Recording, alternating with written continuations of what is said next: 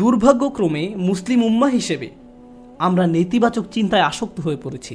আমরা নেতিবাচকতায় এমন আসক্ত যে কাউকে উম্মার জন্য কিছু করতে দেখলে বলি, কি লাভ এসব করে, কোনো কিছুরই পরিবর্তন হবে না। তার কাজে ভালো কিছু দেখার পরিবর্তে আমরা বলি, আরে ভাই এতে কোনো লাভ হবে না, কোনো লাভ হবে না, অমুক অমুক সমস্যাগুলোর তো কোনো সমাধান হয়নি। ফিরে আসো, আমাদের সাথে নেগেটিভ ক্লাবে যোগ দাও, তুমি এত পজিটিভ চিন্তা কেন করো?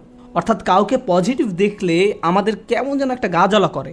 জিনিসটা তো এরকম হওয়ার কথা নয়, কেন আমরা তাকে আবার নেগেটিভ জগতে ফিরিয়ে আনছি না?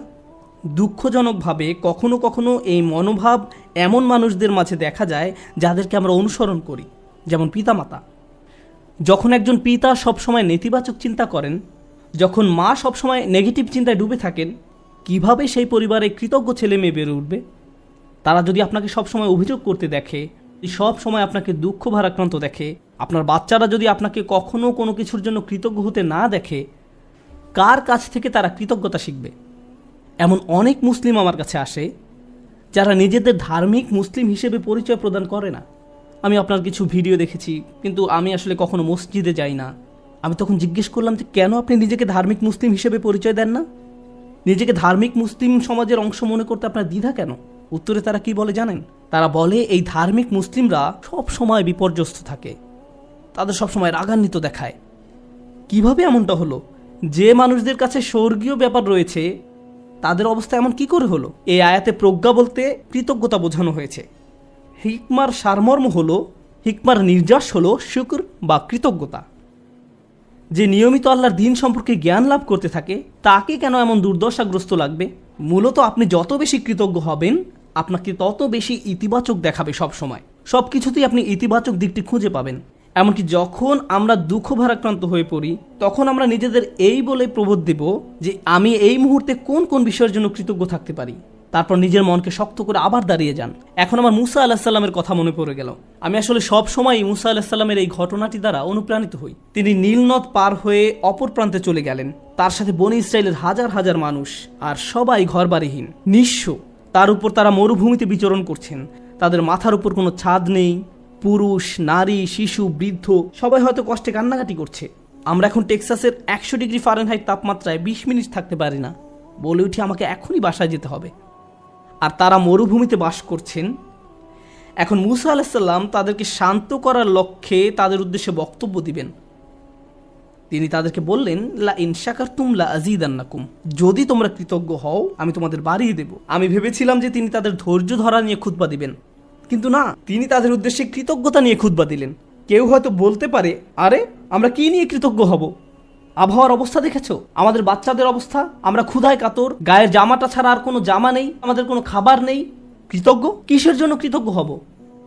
আপনি যদি একটু থেমে চিন্তা করেন, কারণ ফেরাউনের বাহিনী তোমাদের হত্যা করতে পারেনি, অথবা তোমরা ডুবে যাওনি, অথবা তোমরা এখন আর মিশরীয়দের দাস নও, তোমাদের বাচ্চাদের আর জবাই করা হচ্ছে না, তোমাদের মহিলাদের আর নিপীড়িত জীবনযাপন করতে হচ্ছে না, চোখের সামনে মহিলাদের নির্যাতিত হওয়ার দৃশ্য আর পুরুষদের দেখতে হচ্ছে না, তোমরা এই সব কিছুর জন্য কৃতজ্ঞ নও?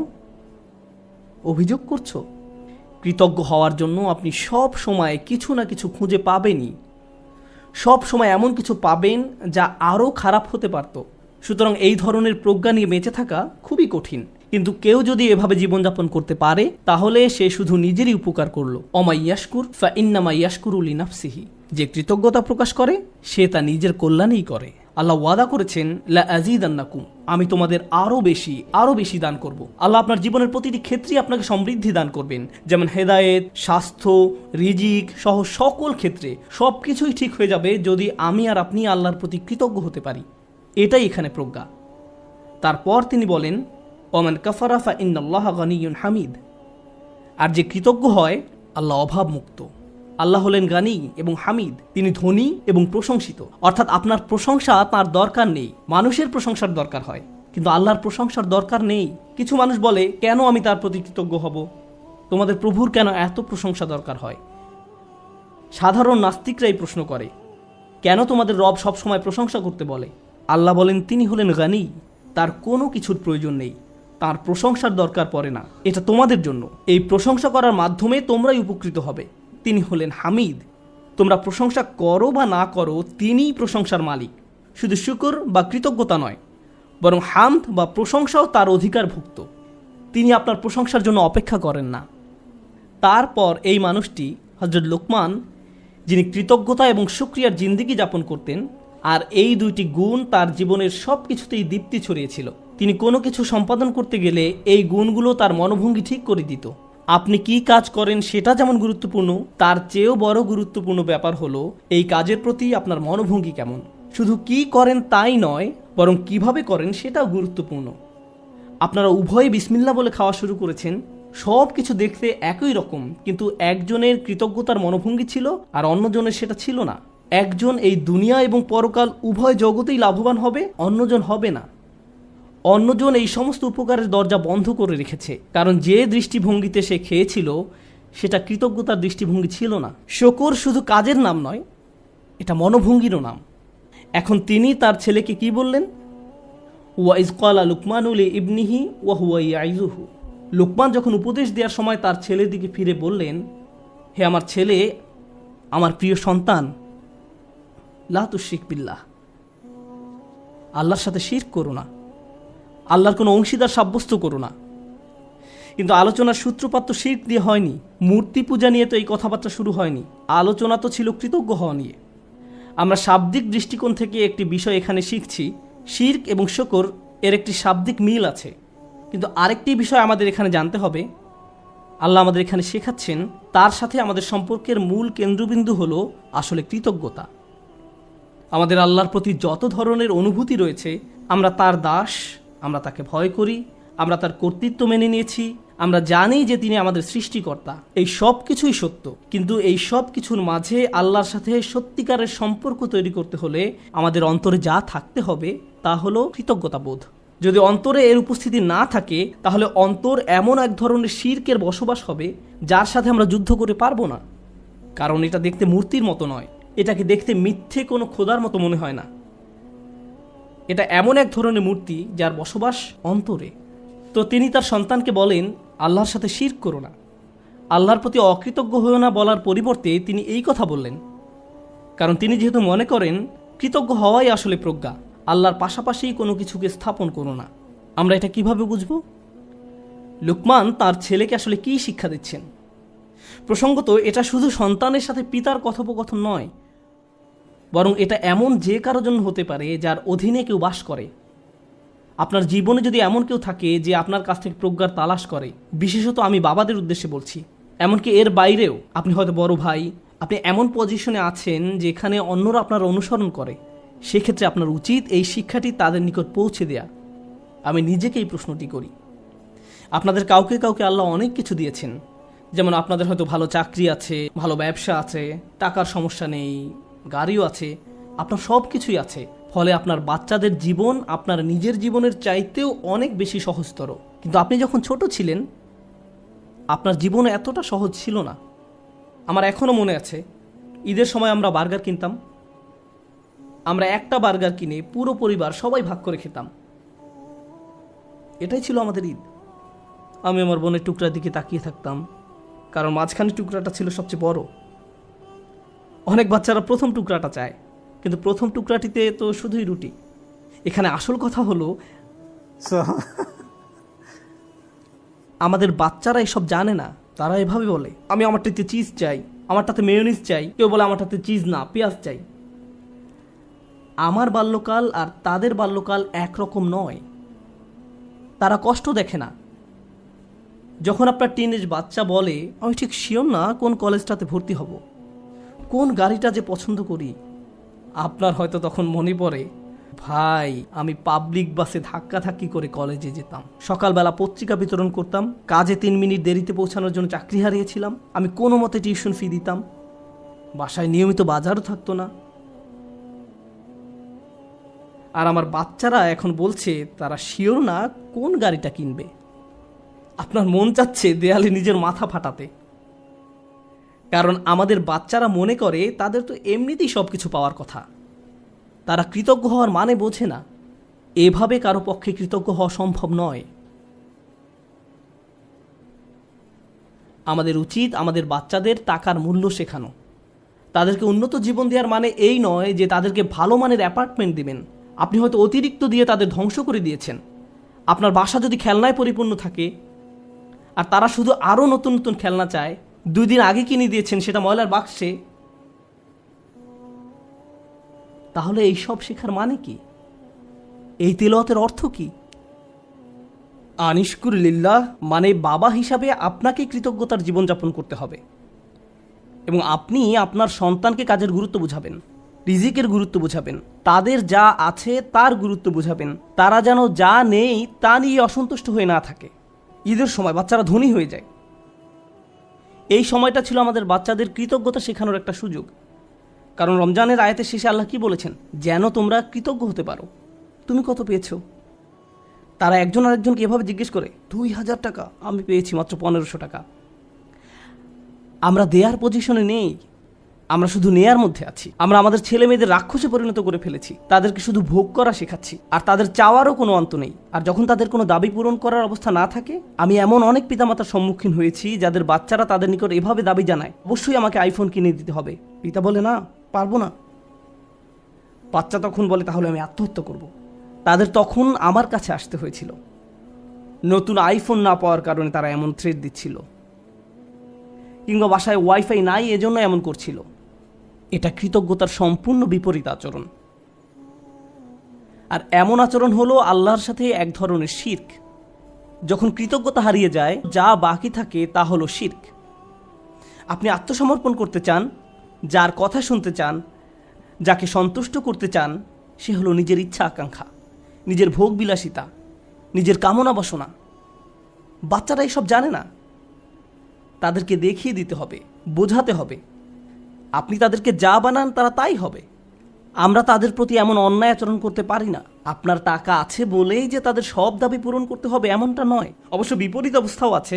অনেক পিতামাতা তাদের বাচ্চাদের কিছুই কিনে দেয় না, তারপর তারা এই খুতবা ব্যবহার করে। না, এটা করবেন না। অবতাগি বাইনা যালিকা সাবিলা, মধ্যম পন্থা অবলম্বন করুন। আমি আরেকটা ব্যাপারে দৃষ্টি আকর্ষণ করতে চাই, কারণ বিষয়টা গুরুত্বের দাবি রাখে।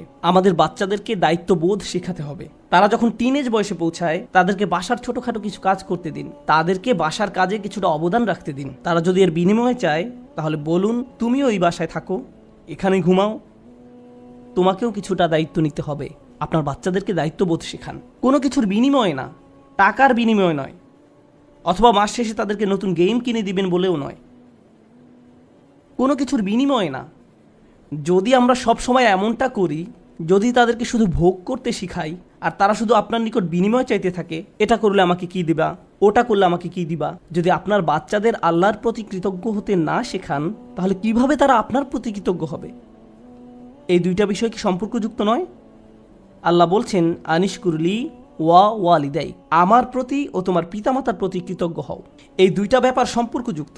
আমরা যদি আমাদের সন্তানদের তাদের যা আছে তার জন্য আল্লাহর প্রতি কৃতজ্ঞ হতে না শেখাই, তাহলে আমি আপনাদের গ্যারান্টি দিয়ে বলছি, তারা স্বাধীন হয়ে যাবে। যখনই তারা স্বনির্ভর হয়ে যাবে, তারা আলাদা হয়ে যাবে। আপনার কলের কোনো জবাব দেবে না, মেসেজের কোনো উত্তর নেই, তারা আপনাকে উপেক্ষা করে, অগ্রাহ্য করে, যখন তখন বাসা থেকে বের হয়ে যায়। আপনি তখন ভাবেন, কি হলো এই বাচ্চার? আমি তার জন্য সব কিছু করলাম, আমি সারা জীবন তোমাকে দিয়ে গেলাম, এখন তুমি আমাকে কিছুই দিচ্ছ না। হ্যাঁ, কারণ এখন আর আমার আপনাকে প্রয়োজন নেই। আপনার কি প্রয়োজন? আর আমি স্বাধীন, ওই লেনদেন তো শেষ হয়ে গেছে, ধন্যবাদ, বাই। এখন আমরা তাজ্জব হয়ে বসে আছি, কিন্তু সম্ভবত আমরাই তাদেরকে নষ্ট করে ফেলেছি। মানে অতি ভালোবাসা দেখিয়ে আমরা তাদের ধ্বংস করে ফেলেছি। ইন্নামা আমওয়ালুকুম ওয়া আওলাদুকুম ফিতনা, আল্লাহ একটি কারণে এই কথা বলেছেন। তোমাদের সম্পদ এবং সন্তান সন্ততি তোমাদের জন্য একটি বড় পরীক্ষা। বিশেষত ছেলে মেয়েদের পেছনে যদি নিয়ন্ত্রিত উপায়ে টাকা পয়সা খরচ করা না হয়, তাহলে তারা বিশাল এক পরীক্ষার বিষয়ে পরিণত হবে। মাঝে মাঝে বাচ্চাদের কোনো কিছু কিনে দেওয়া উত্তম, মাঝে মাঝে তারা যা চায় তা না দেওয়া উত্তম, মাঝে মাঝে তাদের থেকে দূরে সরিয়ে রাখা উত্তম। এটা গুরুত্বপূর্ণ। এটা শুধু পুঁথিগত বিদ্যা নয়, শুধু আলহামদুলিল্লাহ বলা শেখালেই হবে না, এই শিক্ষার উপরে জীবনযাপন করতে হবে।